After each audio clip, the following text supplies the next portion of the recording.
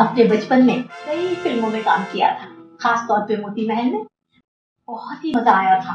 बहुत छोटी सी थी तो मैंने उनके साथ एक फिल्म में काम किया था। बता तेरा परवाना कौन है, की दुनिया हंसती हुई जवानी।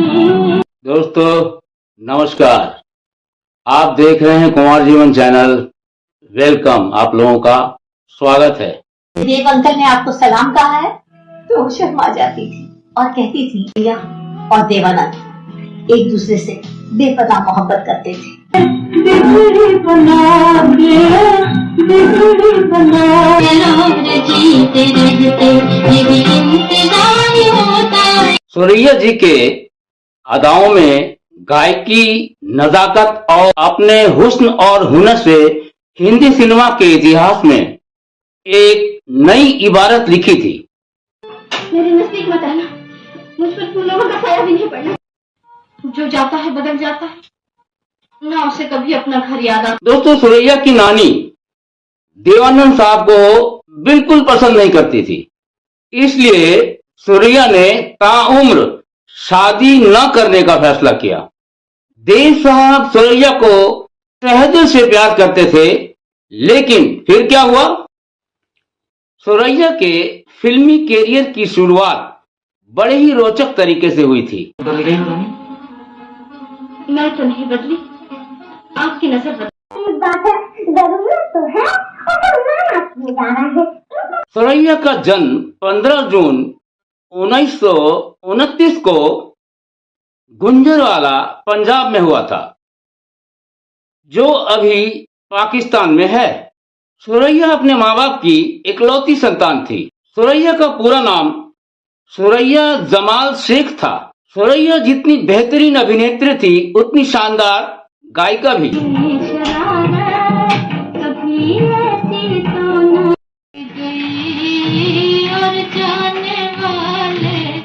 सुरैया की माँ का नाम मुमताज बेगम और उनके पिता का नाम अजीज जमाल शेख था।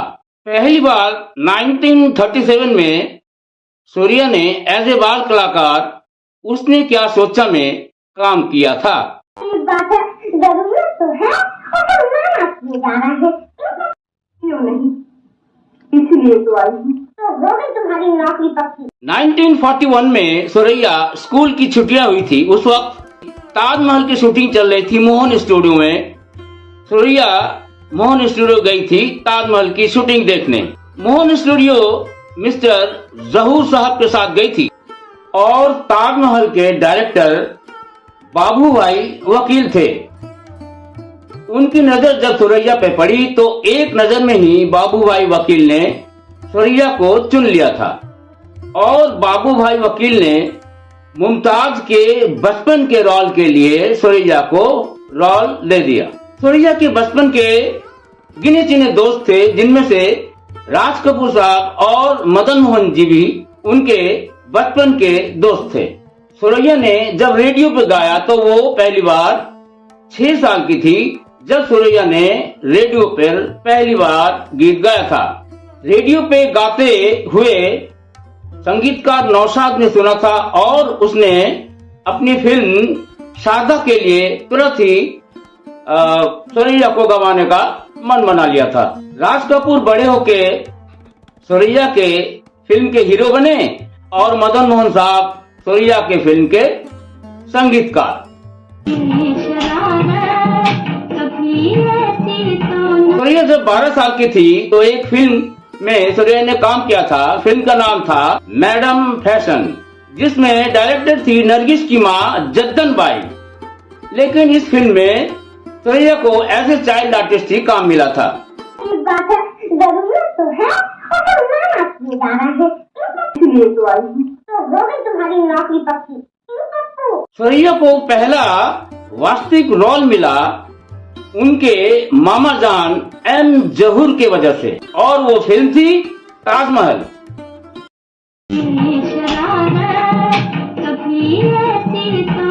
ये तो एक्टिंग की शुरुआत थी, लेकिन गायकी में पहला ब्रेक मिला नौशाद के वजह से और वो फिल्म थी शारदा।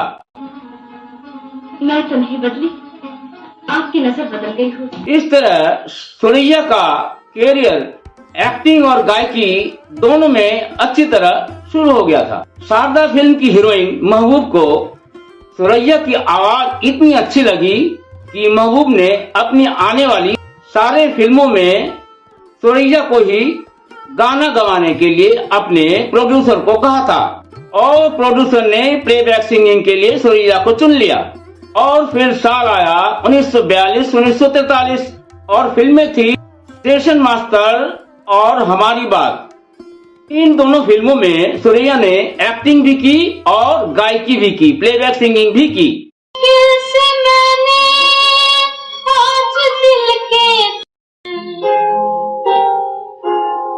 बड़ी मुश्किल। सुरैया का नाम धीरे धीरे काफी चल पड़ा। बॉम्बे टॉकीज की मालकिन देविका रानी ने भी सुरैया को अपने फिल्मों में प्लेबैक सिंगिंग करने का चांस दिया। बड़ी चीज थी जो पाए हुए। और 500 रुपया महीने पे सुरैया को साइन कर लिया।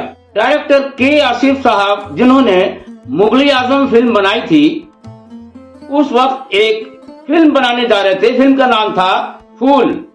फूल के लिए के आसिफ ने सुरैया को साइन कर लिया था और उसके लिए सुरैया को उस वक्त 40,000 रुपए मिले थे। फिल्म फूल में सुरैया ने पृथ्वीराज कपूर के बहन का किरदार निभाया था। 1945 में एक फिल्म बन रही थी सम्राट चंद्रगुप्त, जिसके डायरेक्टर थे जयंत देसाई साहब। सुरैया के किस्मत का दरवाजा खुल चुका था, क्योंकि फिल्म सम्राट चंद्रगुप्त में सुरैया को एक्टिंग का भी चांस मिला और गाने का भी, प्लेबैक सिंगिंग भी किया था।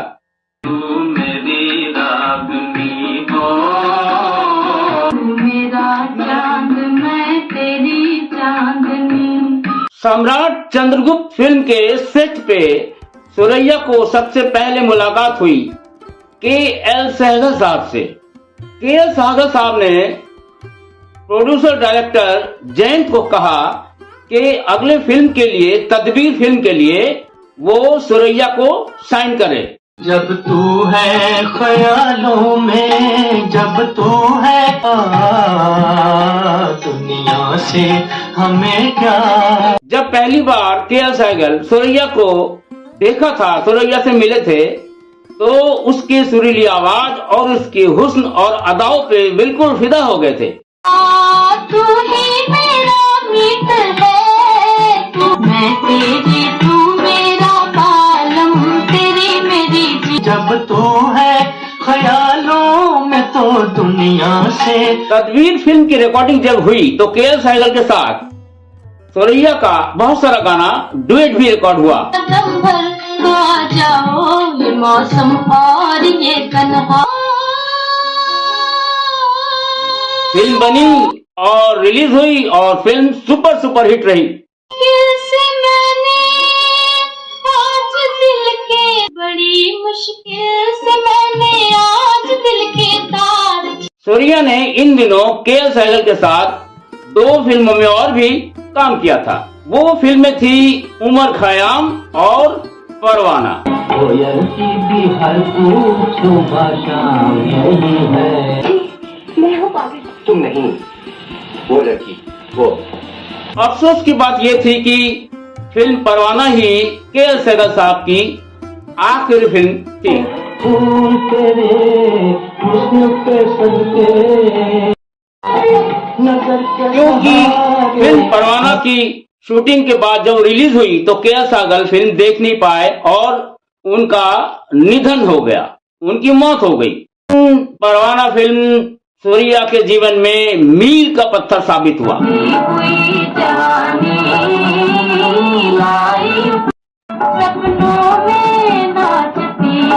फिल्म परवाना में सुरैया के 4 सोलो गाने थे जो बहुत ही हिट हुए, बहुत ही सुपर हिट साबित हुए।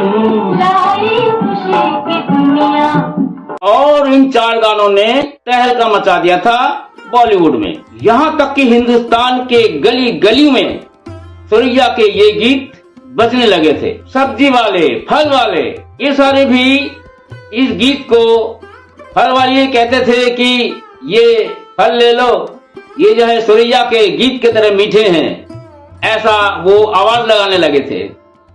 कोई कहता था बाबूजी ये खरबूजे ले लो, ये तरबूजे ले लो, ये सुरैया के आवाज की तरह मीठे हैं।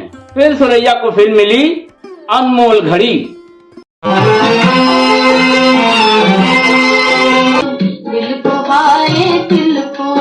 जिसमें उस वक्त के जानी मानी सुपरहिट एक्टर नूरजहां के साथ सुरैया को काम करने का पहली बार मौका मिला। उस वक्त लता जी भी बॉलीवुड की इंडस्ट्री में एज ए सिंगर आ गई थी।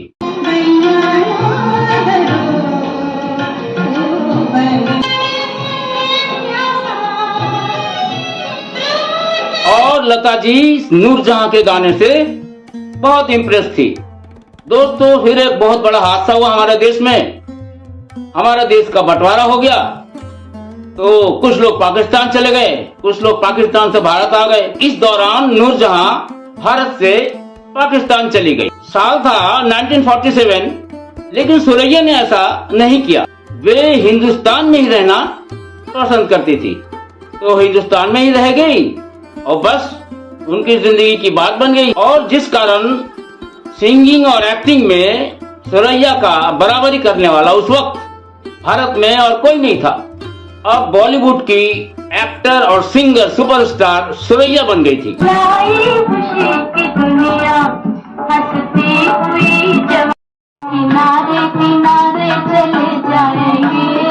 और अब शुरू हुआ सुरैया के जीवन का गोल्डन पीरियड।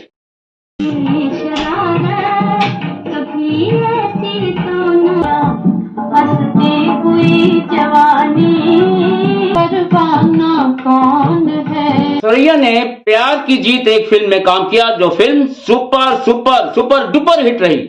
यहाँ तक कि सुरैया को देखने के लिए सुरैया के घर के बाहर भीड़ भी जमा होने लगी थी और भीड़ को तितर बुतर करने के लिए कई बार पुलिस भी बुलानी पड़ी और पुलिस ने फिर लोगों को तितर बितर किया।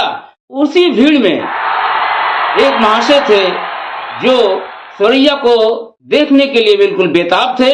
वो शख्स बाद में पाकिस्तान का प्रधानमंत्री भी बना।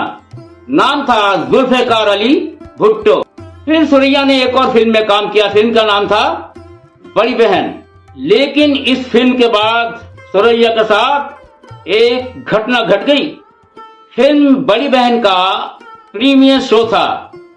हॉल के बाहर लोगों का भीड़ जुट रहा था और भीड़ धीरे धीरे बढ़ती जा रही है और प्रीमियर शो में सुरैया को आना था।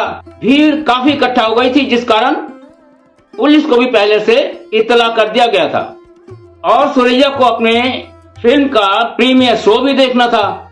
तो सुरैया जी सिनेमा हॉल के पास आ गए। दोस्तों, सुरैया को देखने के लिए लोग बिल्कुल पागलों की तरह उमड़ पड़े। कोई इधर से कोई उधर से। भीड़ इतनी ज्यादा बढ़ गई कि भीड़ को संभालना मुश्किल हो गया।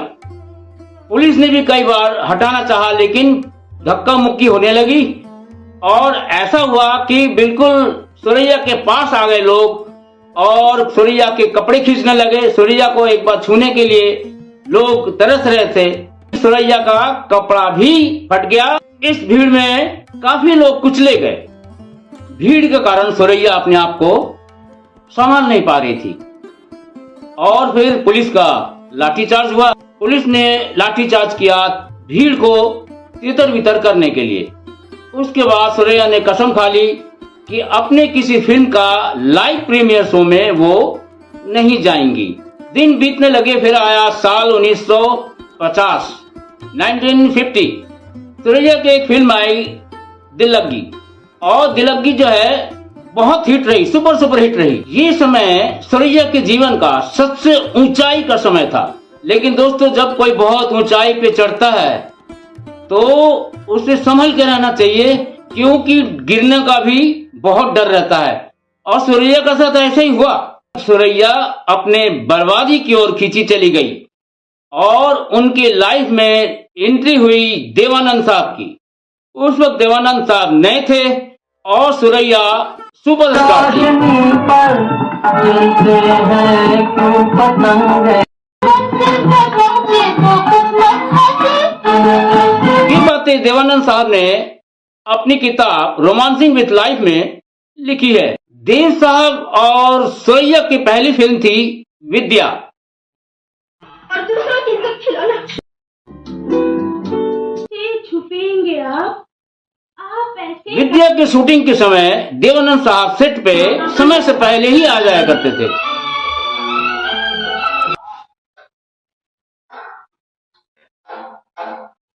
क्योंकि कहाँ सुरैया एक सुपरस्टार और देवानंद एक नए कॉमर थे।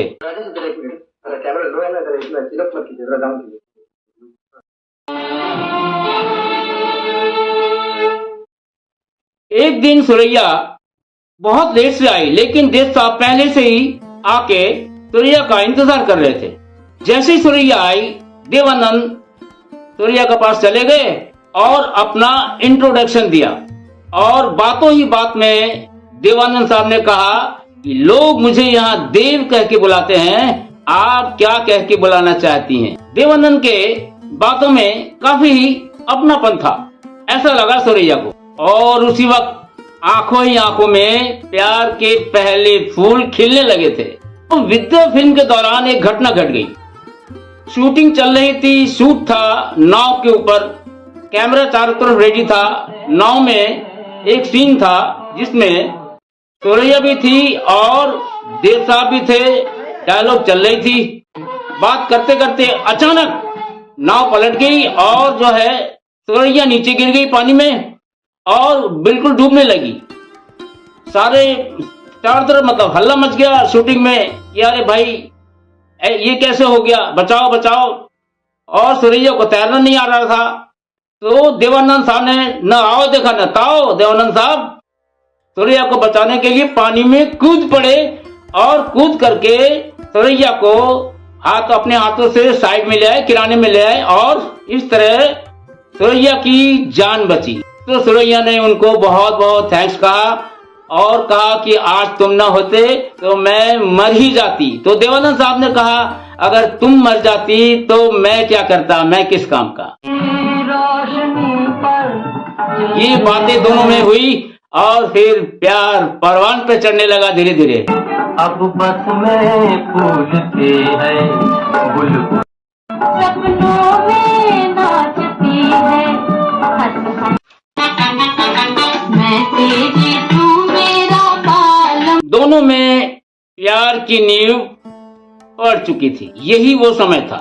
सुरैया ने अपने एक इंटरव्यू में बताया था कि यही वो पल था जब मैं देव के प्यार में बिल्कुल पागल हो गई थी और बिल्कुल फिदा हो गई थी। बता तेरा परवाना कौन है। और देवानंद एक दूसरे से बेपनाह मोहब्बत करते थे। बड़ी मुश्किल से मैंने आज दिल के तार छे। सुरैया प्यार से देवानंद को स्टीव कह के बुलाया करते थे और देवानंद सुरैया को नौजी कह के बुलाया करते थे। ये था उनका प्यार। और इस एक्सीडेंट के बाद देवानंद और सुरैया के प्यार के चर्चे पूरे बॉलीवुड में होने लगे थे। लेकिन देवानंद और सुरैया के प्यार के बीच में एक प्यार का दुश्मन भी था। वो दुश्मन कोई और नहीं था, सुरैया की नानी बादशाह बेगम थी। वो नहीं चाहती थी कि देवानंद के साथ सुरैया का शादी हो। दोनों का ये बढ़ता संबंध बादशाह बेगम को बिल्कुल पसंद नहीं था। बादशाह बेगम के नापसंद का मूल कारण था धर्म। देवानंद हिंदू थे और सुरैया मुस्लिम। दोस्तों यहीं पे मार खा गई दोनों के प्यार का संबंध। लेकिन प्यार करने वाले कभी डरते नहीं, ये तो पुरानी कहावत है ना। ऐसा ही कुछ हुआ। देवानंद और सुरैया ने छुपकर अपने घर वालों से छुपकर शादी करने का फैसला कर लिया। उन दिनों एक फिल्म की शूटिंग चल रही थी। फिल्म का नाम था जीत। लेकिन दोस्तों प्यार के दुश्मन कम नहीं होते इस जहां में। एक दिन किसी ने सुरैया की नानी को देवानंद और सुरैया के शादी की बात बता दी। लेकिन सुरैया की मां को देवानंद से शादी पे कोई ऐतराज नहीं था। ऐतराज था तो सुरैया की नानी और सुरैया के मामा साहब को। सुरैया की नानी और उनके मामा बिल्कुल इस शादी के खिलाफ थे। फिर भी किसी कीमत पर देवानंद और सुरैया अपना रिश्ता तोड़ने के लिए तैयार नहीं थे। सुरैया की नानी ने फिल्म में एक साथ काम करने पर भी रोक लगा दी। नानी ने डायरेक्टर को मना कर दिया कि सुरैया देवानंद के साथ किसी भी फिल्म में अब काम नहीं करेंगी। देवानंद के लिए सुरैया के घर का दरवाजा इस तरह से बंद हो गया, यहां तक कि अब एक दूसरे से मिल भी नहीं पा रहे थे। सुरैया अपने कृष्णा महल में रहती थी और फिल्मों में काम करने के लिए जो फिल्म में काम करता है उसको अगर काम न करे तो बिल्कुल मायूस हो जाता है इंसान। तो सुरैया का साथ भी ऐसा ही हुआ। जब वो फिल्मों में काम करना बंद कर दी तो बिल्कुल ही उदास रहने लगी। दोस्तों, आखिरकार सुरैया को अपने पिता, अपने नानी के सामने झुकना ही पड़ा और दिल के प्यार का दरवाजा बंद कर ली और सुरैया हार मान गई। यहां तक कि अपनी नानी से यह भी कह दिया सुरैया ने कि मैं देवानंद से शादी नहीं करूंगी, और सुरैया ने यह भी कहा कि मैं देवानंद से रिश्ता तोड़ दूंगी और देवानंद को अपने दिल से भी निकाल दूंगी। इस देवानंद बहुत ही मायूस और उदास भी रहने लगे थे। कई बार देवानंद और सुरैया ने मिलने की भी कोशिश की लेकिन असफल रहा, नहीं मिल पाए।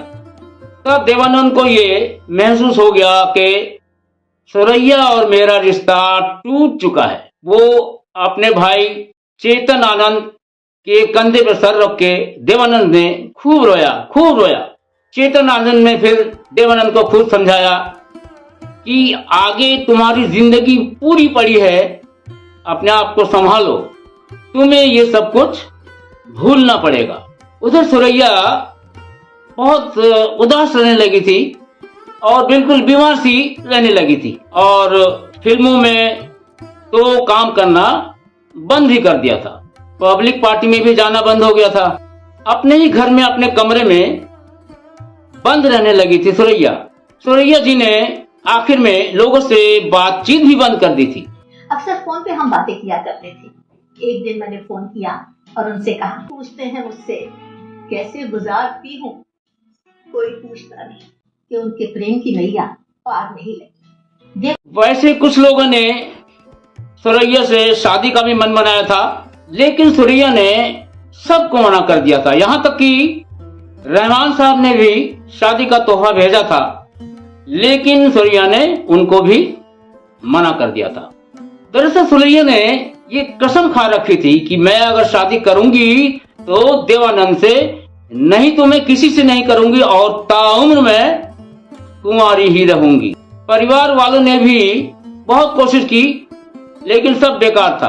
दोस्तों, इस दौरान लगभग 4 साल गुजर चुके थे।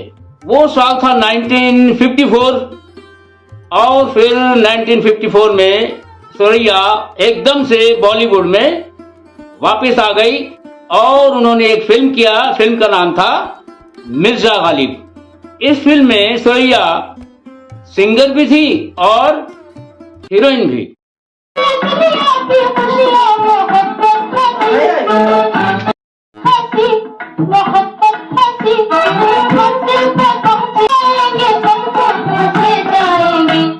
यहाँ तक कि भारत के तत्कालीन प्रधानमंत्री पंडित जवाहरलाल नेहरू ने भी ये फिल्म देखी तो वो सुरैया के कायल हो गए।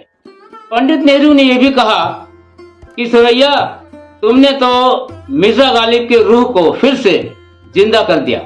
बॉलीवुड को ऐसा लगा कि सुरैया जी फिर से वापस आ गई हैं, फिल्मों में काम करेंगी, लेकिन ये सब गलत निकला। इसके बाद सुरैया जी ने 3-4 फिल्मों में और काम किया और फिर बॉलीवुड से संन्यास ले ली।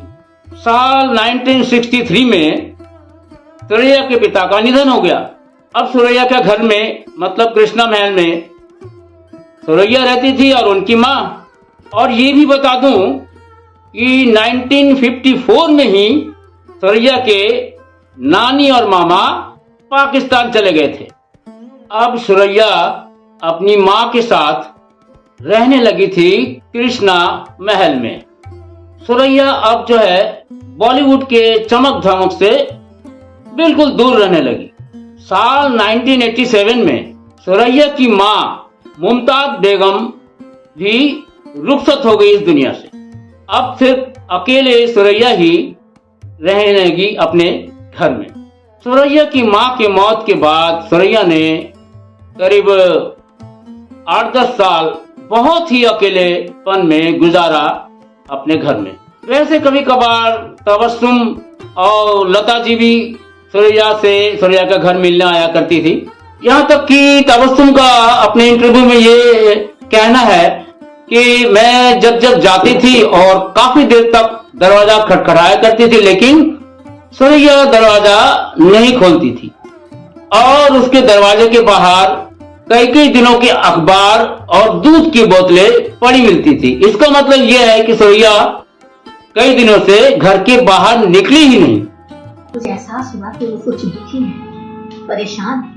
उन्होंने पूछते हैं मुझसे कैसे गुजारती हूँ, कोई पूछता नहीं हो सकती। मजहब और रिश्तेदार बीच में तबस्सुम बताती हैं कि आखिरी बार सुरैया जी से उनकी फोन पर बात हुई थी।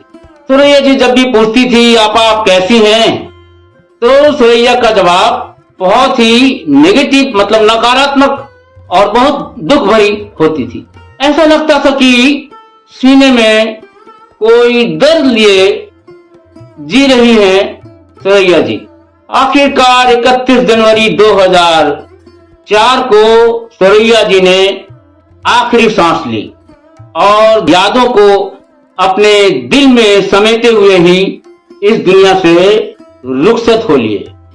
देवानंद साहब ने तो अपना शादी किसी से किया था, लेकिन सुरैया जी ने अंत तक किसी से अपना शादी नहीं किया और कुंवारी ही इस दुनिया से चली गई।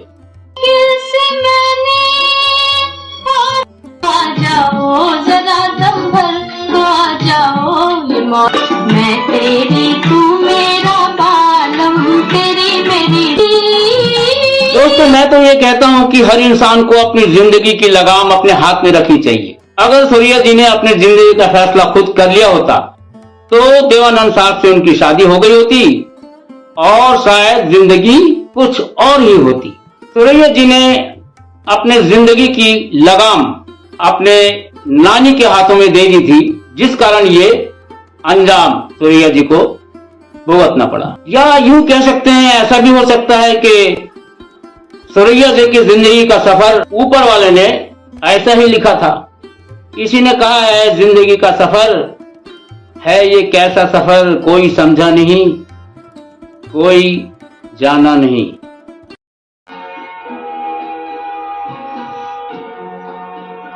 जिंदगी को बहुत प्यार हमने दिया,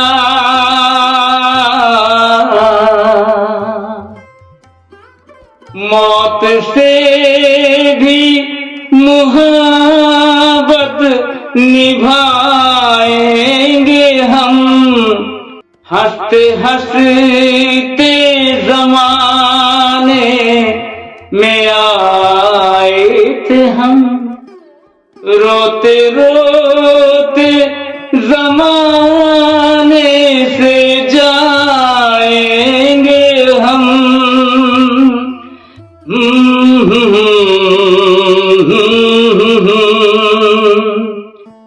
जाएंगे पर किधर है किसे ये खबर, कोई समझा नहीं कोई जाना नहीं।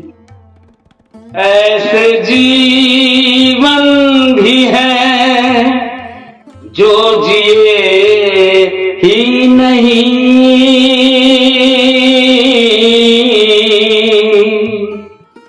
ऐसे जीवन भी है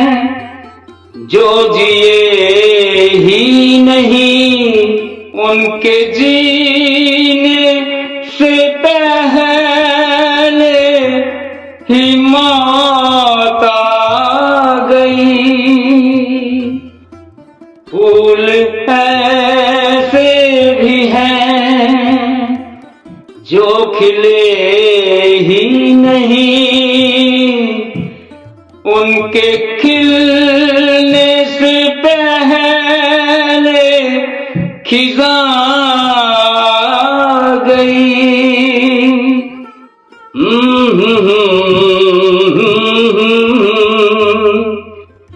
है परेशान नजर, थक गए चार घर, कोई समझा नहीं, कोई जाना नहीं। जिंदगी का सफर है एक ऐसा सफर, कोई समझा नहीं, कोई जाना नहीं, कोई जाना नहीं, कोई जाना नहीं। सुरैया जी को मेरा तहे दिल से नमस्कार और प्रणाम।